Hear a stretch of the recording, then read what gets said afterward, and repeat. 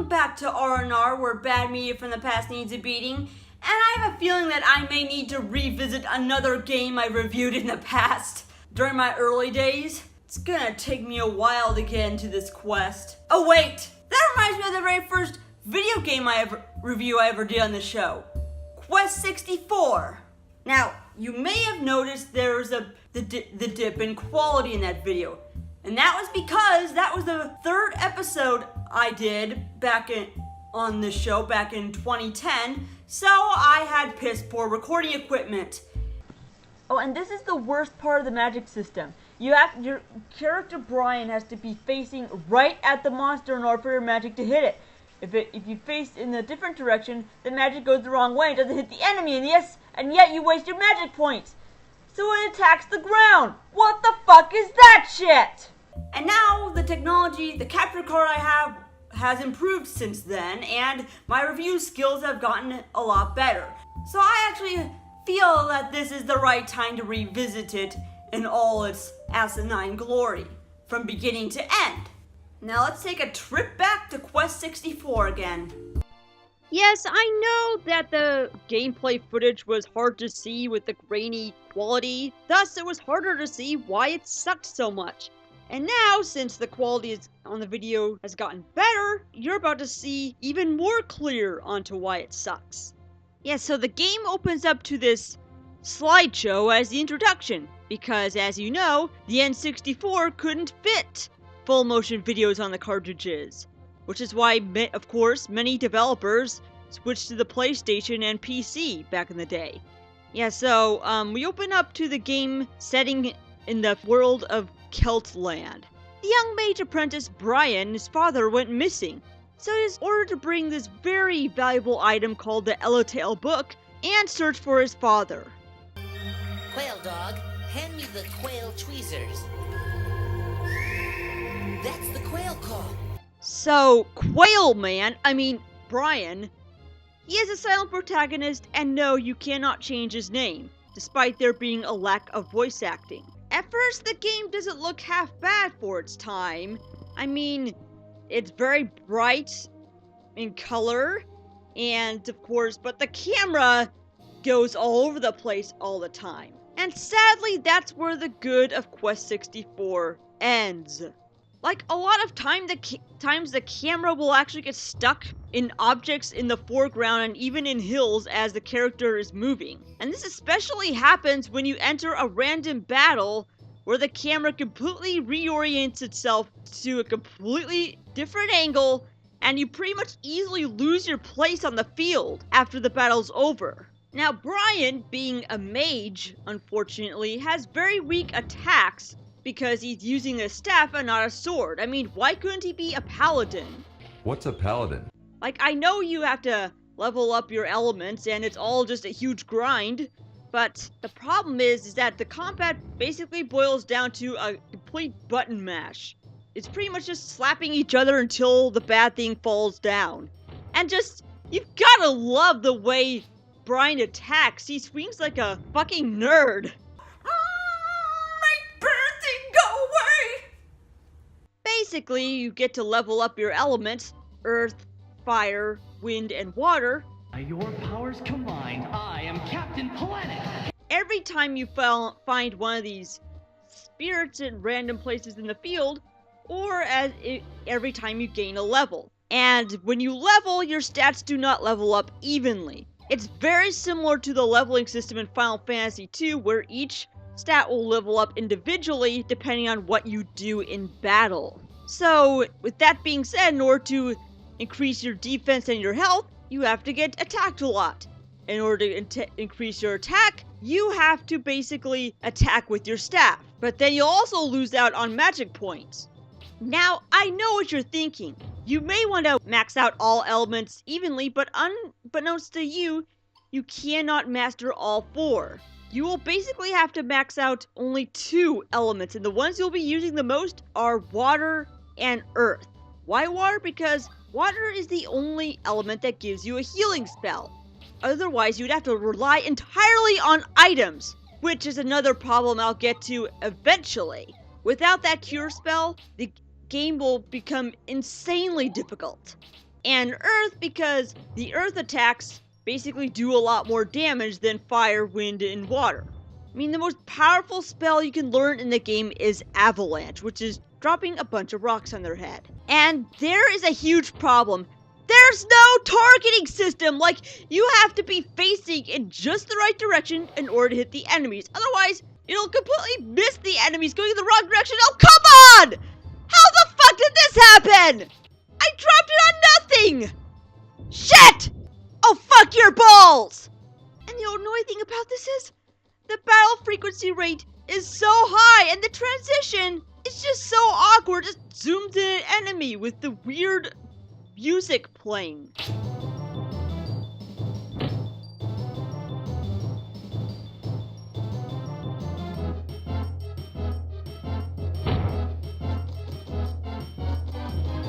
And escaping battles is a nightmare because you have to constantly go outside of your inner circle until you reach the end of the much larger one.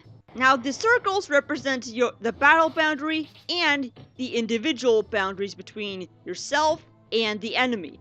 You can only move inside your own personal bubble, which means you cannot melee attack enemies if the enemy is not in close enough range. And the same goes for the enemy. Just a little strategy right there. This means that you would have to entirely use your magic spells until you get close enough. Oh, and there's the problem with the save feature. Because if you die, you have to go back to the last save point, which you can only save at an inn in every town. And they don't charge you money for it, because money doesn't exist in this world. Because technically the developers are trying to aim this game towards a younger gaming audience. I'm pretty sure young children definitely understand the concept of money. Plus, that's no excuse not to avoid the money system in this game. Kids need to learn about token economics, as well as the value of different items and what items you can sell in exchange for more items. As in, every single role-playing game you'll find on the market. Which basically means there are no shops in this game. So in order to find potions and whatnot, you actually have to go around searching for them throughout every town and dungeon. Yeah, well, younger gamers may love finding items more than purchasing them, but they're not gonna have more fun with the high encounter rates that will kill them so easily. Speaking of the save system, which basically means that if you die in the middle of a dungeon, you will have to start the dungeon all over again until you get to the next fucking town! And the towns don't really have much to offer.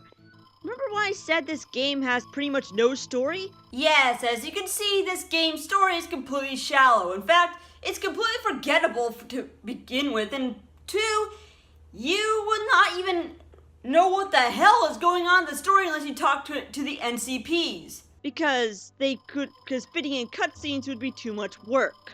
I mean, even Zelda had some cutscenes that played out. You didn't have to talk to NPCs to find out what the entire plot is.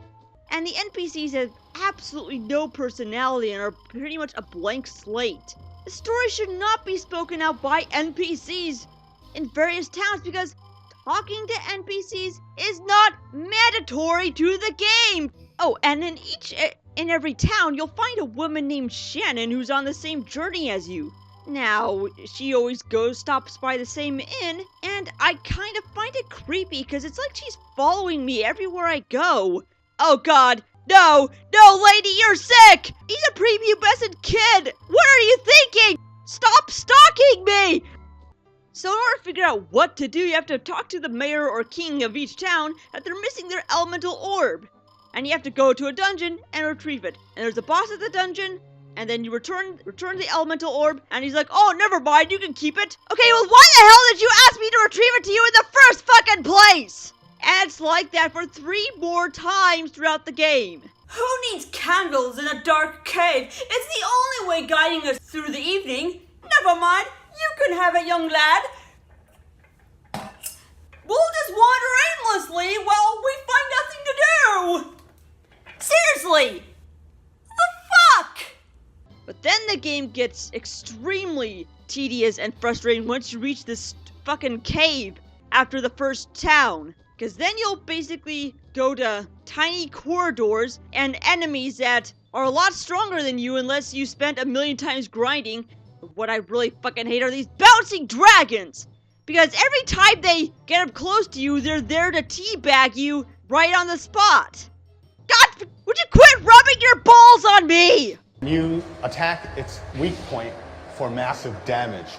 And then right at the exit of the cave, there's a new town. I mean, given by the number of monsters we've encountered, including the teabagging dragons, should there be any guards to pretty much protect the town to keep the monsters from invading? Oh wait, there's no money in the game! And if there's no money system, how the hell do these towns have any running economy? I mean, this could probably explain the reasons why the NPCs are just standing around doing nothing. The NCPs who just stand there. Yes, so you go to the other towns missing their elemental thingy, retrieve it from a boss, until you get to the final dungeon, where you meet up with Shannon again. And turns out that Shannon was a minion created by this demon guy named Mammon. Then you reach Brian's father, and retrieve the Elatail book, which, given the Elatail book's power, should basically completely destroy the world with the 4 elemental orbs. And that's when Mammon shows up and sends you to this... Good God, has he stoned Brian? Because I'm seeing a pattern here. Holy cow! Mammon's lair is trippy. Look at those. Do I have magic mushrooms too? Wow.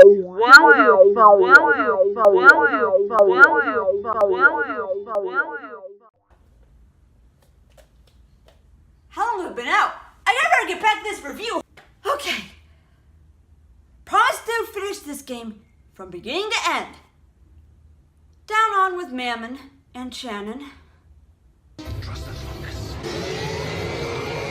Yeah, so after going through this trippy scenery, you actually fight Mammon, and if you use a trick that I figured out, which is putting up a magic barrier, dropping rocks in her head over and over again, you get a very mundane ending. Oh, come on! A text scroll? Not even a basic cutscene with dialogue? Yeah, don't care. The end. And that's the end! Good thing I don't have to go back to Quest 64 again. Seriously, this game scarred my childhood! They felt it was going to be big, but of course, the first is often always the worst when it comes to new feats and innovation. Again, this is Marlyonama, signing off. Thanks for watching. I really hope you liked this video. If you want to check out more from Marlyonama, please hit the subscribe button below, or go to my website at www.marlyomedia.com. And if you really like the content, be sure to support me on Patreon or follow me on Twitch TV. And as always, sign on.